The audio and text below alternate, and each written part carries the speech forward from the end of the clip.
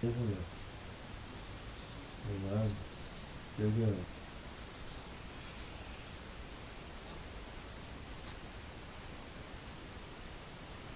نہ ادھر سے ویڈیو بنے گی نہ ادھر سے ویڈیو بنے گی. 26 نومبر کو دونوں ساتھ بیٹھیں گے اور تب بھی اگر آپ چاہیں گے تو ویڈیو بنے گی, ورنہ ویڈیو دی شے کوئی نہیں.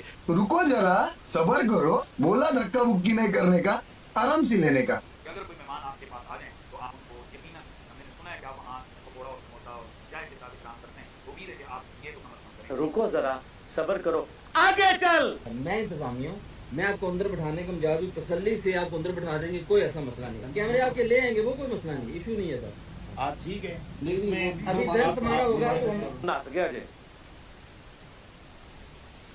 آنکھوں پہ جو ہدایت پہ نظریں جمائے بیٹھی ہیں, ان کانوں پہ جو ذکر خیر کے منتظر رہتے ہیں, اور ان قدموں پہ جو ہدایت کی راہ پہ کام کرتے ہیں. تمام احباب کو, ان لوگوں کو صبح سے لے کر یہاں صحافی برادران یا دیگر احباب جو منتظر تھے اور چاہتے تھے کہ علماء علمی گفتگو اپنے علمی انداز سے کریں, ان کو پیچھے رہے گا. پریس کانفرنس ہوگی نا, ابھی ہم سب آپ سے درخواست ہی کرنا چاہ رہے ہیں کہ کسی کو زحمت نہ دینی. میں نے پہلے جو ویڈیو میں عرض کیا تھا, میں اس بات پہ قائم ہوں, زور زبردستی کسی کے ساتھ نہیں ہے.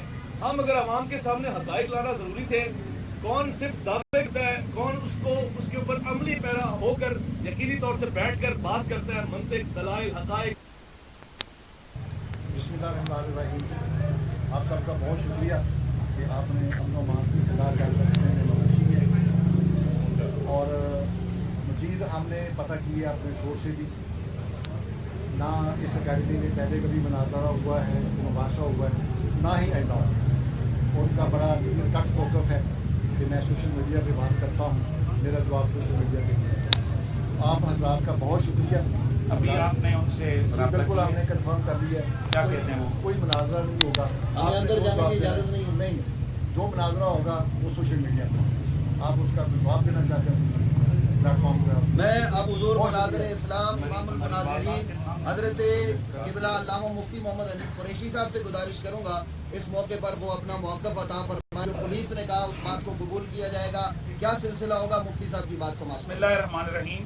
ہم لوگ جیسا کہ اویس ربانی صاحب نے 1 مہینہ پہلے ہماری جو گفتگو سوشل میڈیا پہ جاری تھی, اس میں مناظرے مباحثے کا اعلان آج کے دن 26 نومبر کا کیا تھا, اور پورے پاکستان کی بچے بچے کی زبان پر 26 نومبر 26 نومبر 26 نومبر جاری رہا.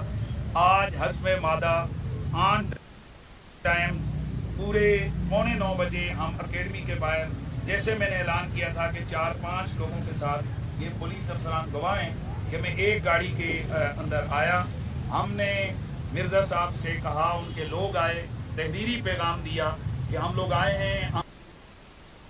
پھر سب سے بڑھ کے یہ کہ یہ جانتے ہوئے کہ ان کی بڑی فالوئنگ ہے, جیسے آپ کہتے ہیں ویوز جس کے زیادہ ہیں, سبسکرائبر زیادہ ہیں, تو ان کے سبسکرائبر ریئل میں زیادہ ہیں, پھر بھی آپ خیال نہیں کرتے اور آپ لتاڑ دیتے ہیں, کیوں؟ کوئی لتاڑتے نہیں, ہم بالکل علمی گفتگو کرتے ہیں.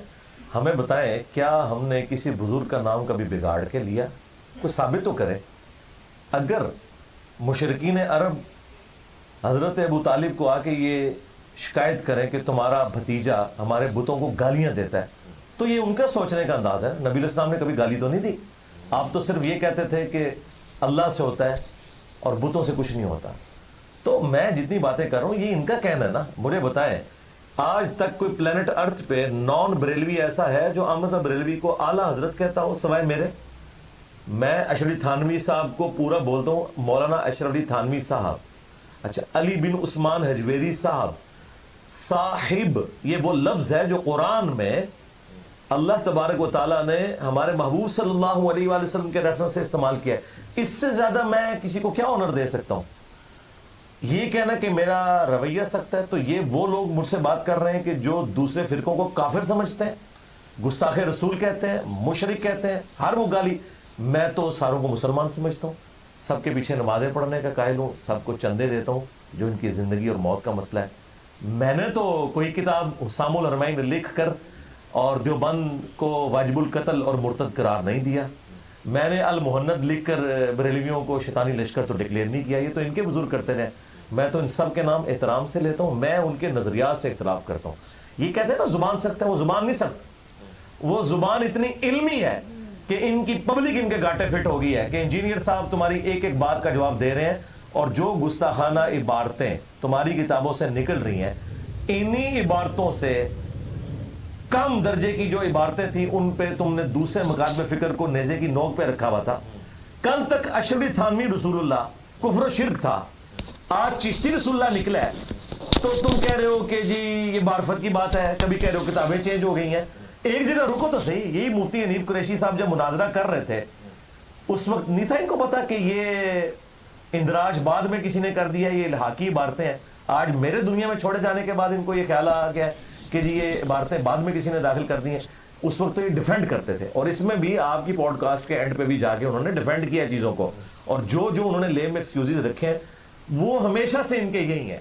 وہ جو 3 بڑے دلائل ہیں میں نے ان کا ایک ایک کر کے جواب دیا ہے. اگر آپ نے وہ نوٹ کیے میں آپ مجھ سے پوچھ لیں گے تو میں اس پہ ریبٹل کر لوں گا. جی اور پہلے ہی مقدمہ یہ ہے جیسے آپ فرما رہے ہیں کہ آپ سب کو مسلمان مانتے ہیں، باہر لکھا ہوا ہے آپ کسی کی بھی تکفیر کے قائل نہیں، اس کو رد کرتے ہیں آپ.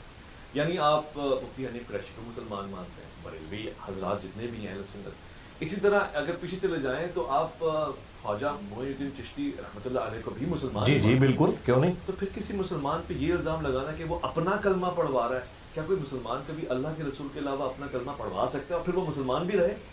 یہ الزام خود ان کے ماننے والوں نے لگوایا نا. یہ کتابیں چھاپ رہے تھے، اسے معرفت کی بات کہہ کے ڈیفینڈ کیا کرتے تھے. یہ جو گستاخانہ عبارتیں ہیں ان کو ان کے ماننے والوں نے تو آن کیا ہے. اگر یہ آج آن کرنا چھوڑ دیں اور ساتھ یہ بھی مانیں کہ انجینئر صاحب نے ہمیں بتایا، اس سے پہلے ہم اسے آن کرتے تھے اور پچھلے آلموسٹ 800 سال سے ہم سے یہ مس ہینڈلنگ ہوئی. 633 ہجری میں فوت ہوئے ہیں معین الدین چشتی، آج 1445 ہجری چل رہا ہے. تو 800 سال تک کسی نے ان کو نہیں یہ بتایا کہ یہ لکھا ہوا تھا. یہ زیادہ